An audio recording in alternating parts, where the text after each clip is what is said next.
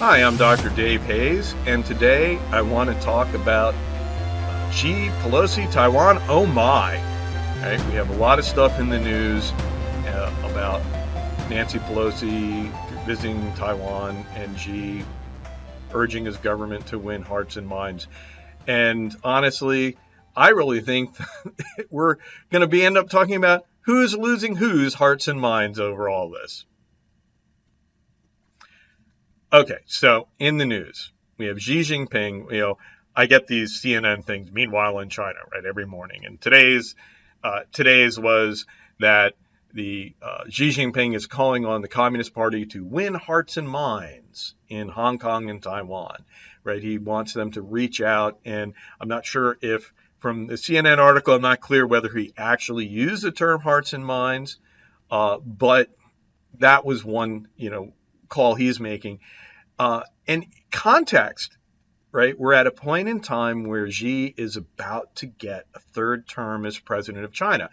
His predecessors have been limited to 2 terms, and normally it'd be time for somebody else in the Communist Party to take over the reins and, keep the system going. But Xi is going for a third term, so he looks like he's solidifying power. So that's important context in all this. Meanwhile, back in the United States, Pelosi, right, Nancy Pelosi, they've had a lot of news that she's been expected to visit Taiwan, right? That there've been news that she would plan to visit in April, and she's going to Asia, and Taiwan is supposedly part of this. Well, now the administration is officially saying, yes, we do expect Nancy Pelosi to visit Taiwan. Well, the Chinese government has been just very apoplectic would be the word here. Look it up.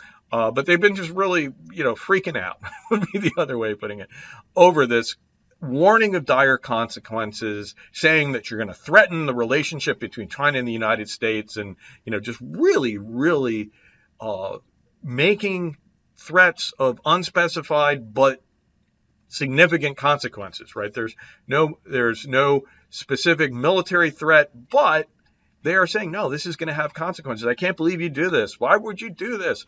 So that's what we're getting. So all of this is happening at once. So what do I think? What do I see in this? Like I say, it's about losing hearts and minds. This is just one aspect of this. This is how I'm seeing it.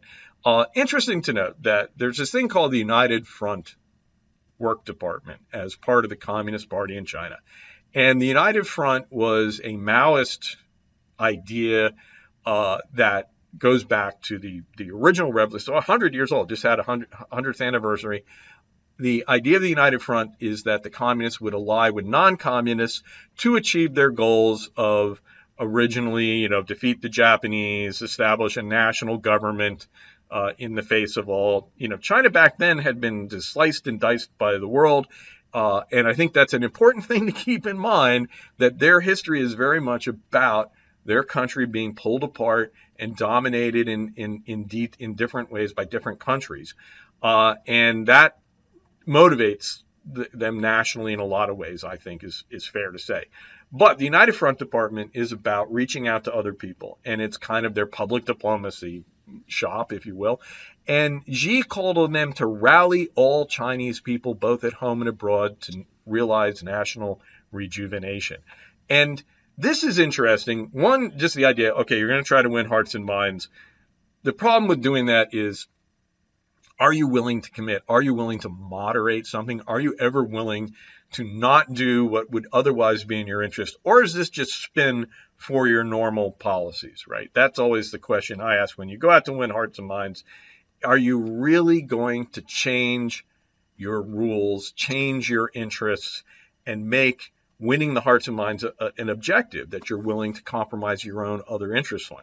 I'll tell you, the term originally comes from the Malaysian insurgency or counterinsurgency that the British conducted in Malay.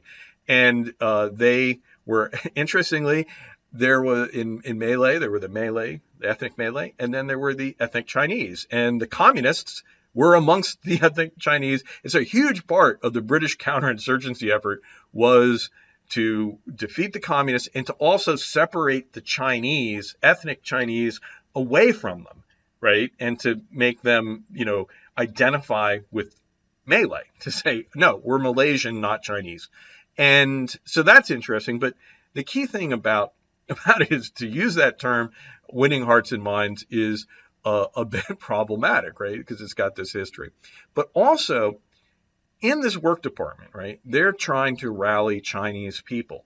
And this is causing a lot of concern because there's already a lot of discrimination, about violence towards ethnic Asians, whether they're Chinese or not, very often.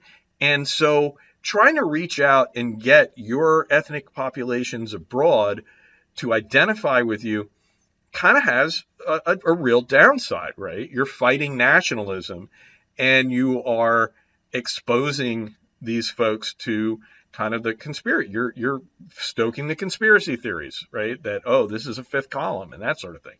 So this is a very problematic way of approaching it.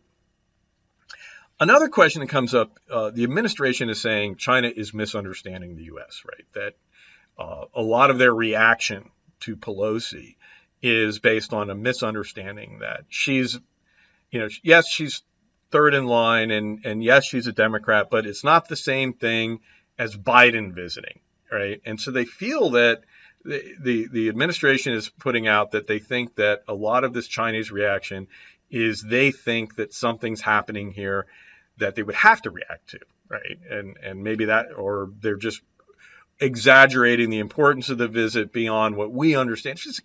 Yes, she's the Speaker of the House, but not for long, probably. And she's otherwise just a congressperson, right? Congress people visit and they do stuff, and they're at arm's length from the actual foreign policy of the United States.